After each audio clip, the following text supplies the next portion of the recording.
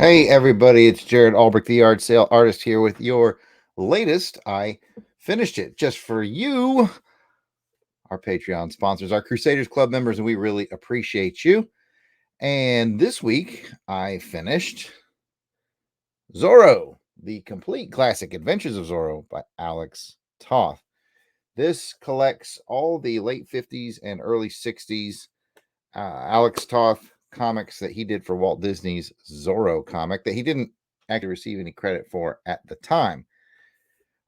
This is an interesting read. This was originally collected, I want to say in '99. This is actually a second printing that came out in 2001, and it's pretty cool. It's all black and white, which really enhances his art. And it comes with this last salute, supposedly the last Zorro drawing that Alex Toth did in 1998. A print of it comes with the book, which is kind of cool. But how did I enjoy it? Pretty good. It's really a book that you're more into for the art than the stories. The stories aren't bad, but I mean, if you sort of imagine what you would get out of a late 50s, early 60s Disney comic of Zorro, that's what you get. They're pretty cookie cutter. I think they were actually based on some of the episodes. They're just, the comic versions of that. So it's not like mind blowing stories. They're decent. They're kind of fun. They're very late 50s, early 60s. So they're not bad. But where it really shines, of course, is the Alex Toth art. Alex Toth to me is sort of like almost like a Tim Sale, if you will, someone or a Frank Miller, someone who can do a lot with very few lines. Like every line matters. Darwin Cook is another good example, where they use very few lines, but the lines they do are so striking and useful, and they just tell a story. Those the artists that other artists like myself love to hate.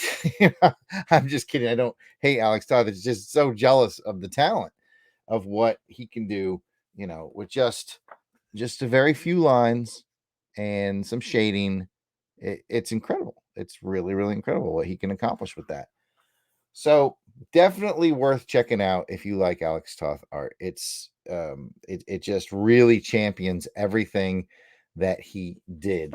It runs at about 240 pages, and this was printed by Image. Like I said, this came out in 2001, and its cover price was $19. So, it's a pretty hefty book and worth your time and effort. So, what I would say, if you're an Alex Toth fan, or you just sort of really like sequential storytelling and art in one of its most wonderful forms, pick it up.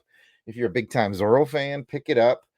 If you're really wanting like sort of deep and engaging stories, it's not so much here. It's again, and I'm not beating up the book. It's late 50s, early 60s Zorro stories, so they're fairly fun and cookie cutter, but it's not super engaging reading. So but definitely pick it up if you are into the art. So that's what I got for I Finish It this time around. I'm certain I'll see you guys soon. Thank you again for being Crusaders Club members. It means the world to us.